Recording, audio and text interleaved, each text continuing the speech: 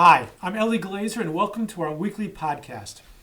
I get this question all the time. Eli, how'd you do it? How'd you lose 130 pounds and manage to keep it off now for more than 16 years? What's your secret? What's your trick? And my answer is always the same. It's not a secret formula or a magic game that you can unlock the trick that opens up the gates of sudden success. When you drill down to the core, it really comes down to just two words: honesty and maturity. That's it. To transform your relationship with food and not to merely look for another quick fix diet, you have to be willing to embrace unconditional and sometimes uncomfortable honesty and engage in emotional maturity.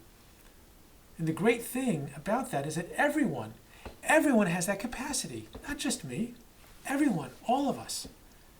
Because it's not about being strong or strict or willpower or self-control. It really isn't. It's all about being unconditionally honest with yourself to be willing to change and mature in your relationship with food. That's really it. And I want to share with you a little insight into how I got to this point, because I think it's really instructive to show that long-term success is universal. Anyone and everyone, including you, can meet and maintain your goals. So here was a typical scenario. My wife and I came home on a Saturday evening from our date night out, the one time during the week we could steal away for a few hours. I burst through the front door and headed straight for the fridge with such an intense desire that nothing can get in my way. I was simultaneously drawn relentlessly by food and immobilized to do anything else. I was locked in and zoned out. Little else mattered. I barely tolerated distractions. I didn't bother to hang my coat in the closet or to look on the sleeping kids. And I dreaded my turn to drive the babysitter home. Why? Because that meant a 5 or maybe even a 10-minute delay from what I had to do. I had to eat. Now my wife and I came home from this date night out, and I always enjoyed our time together, but I was often preoccupied with what was coming. My late night binge.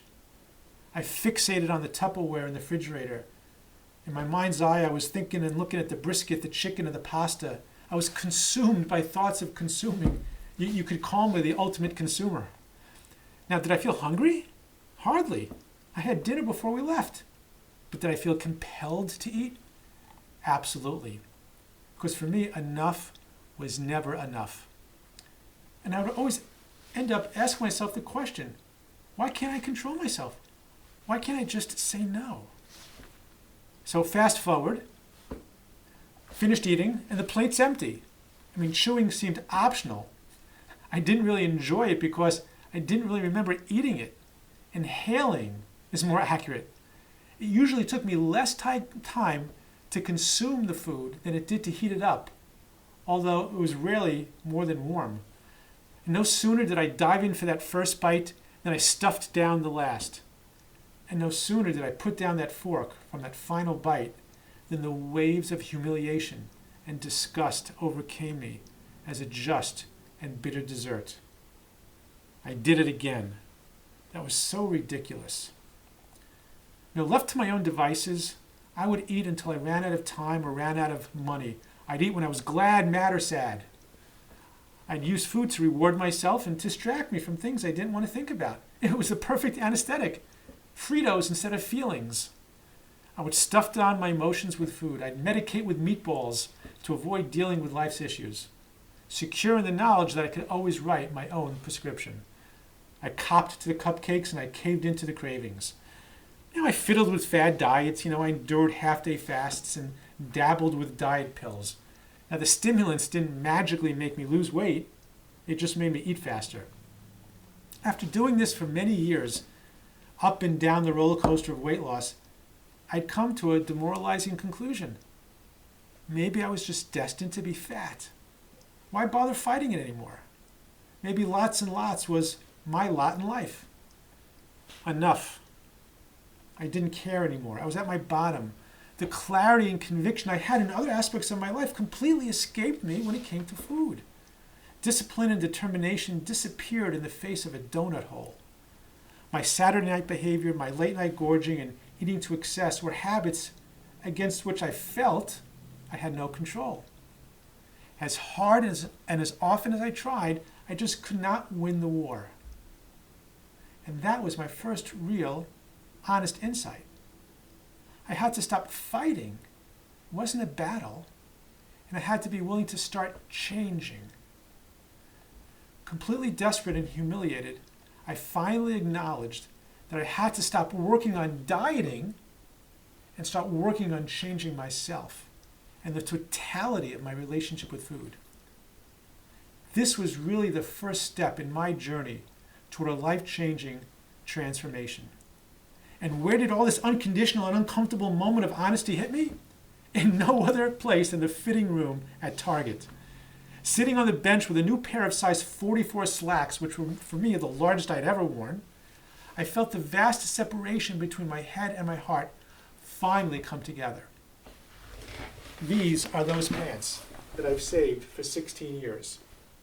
And I fit into them, and they weren't loose either.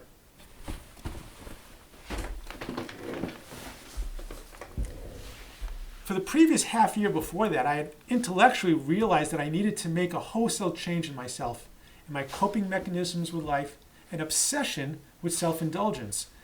Despite all the time and the money and the energy, all the sweat equity I invested in building up a sweat to work out to lose all the pounds, I was intimidated to really go all in. And that was the irony of it all. I went to great lengths not to go to any lengths necessary. I realized that I had a palpable fear of feeling restricted and deprived. I was enslaved by my entitlement to indulge. Saying no to my urge to eat at that moment felt like a huge wall that I just couldn't climb over. I was handicapped by my irrationality, living in the lie that only with excess food would I be happy and be satisfied. Now, for years, the distance between my head and my heart in my relationship with eating felt more like 18 miles than 18 inches. When it came to food, no had been lost from my vocabulary a long time ago. But on an otherwise ordinary summer day in a Target fitting room, that had become one of the most biggest transformative moments of my life. Why? Because I was finally willing to embrace unconditional and uncomfortable honesty in my relationship with food. I was willing to grow up and deal with the discomfort of feeling deprived because truthfully, the only thing I was depriving myself of was my health. Because if I went to sleep that night, not having eaten the chocolate cake, which I was so craving, what was I really missing in the end? The answer, as we all know, is nothing. Nothing at all. But if I went to sleep on a distended stomach, which I did so often, having stuffed myself and continued to fuel the fat cells of my obesity, then I was risking a whole lot. The cost always outweighs the gain in more ways than one. So this was really the seeds that planted the new chapter in my life that led not only to 130-pound weight loss, but to dedicating myself toward bringing a message and method of health, hope, inspiration, and transformation to thousands of people around the world.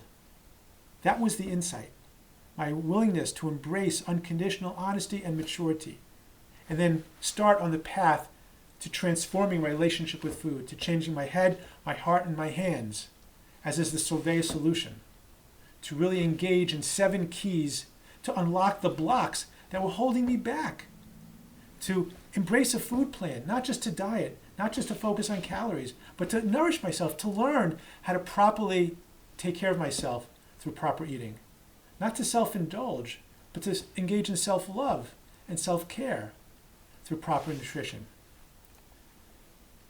I really encourage you to learn more about the transformative program we've developed at Solveig.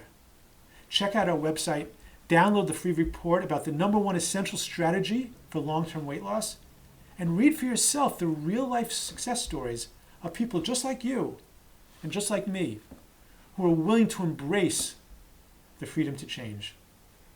So thanks for watching this week's podcast, and always remember that nothing tastes as good as feeling good feels.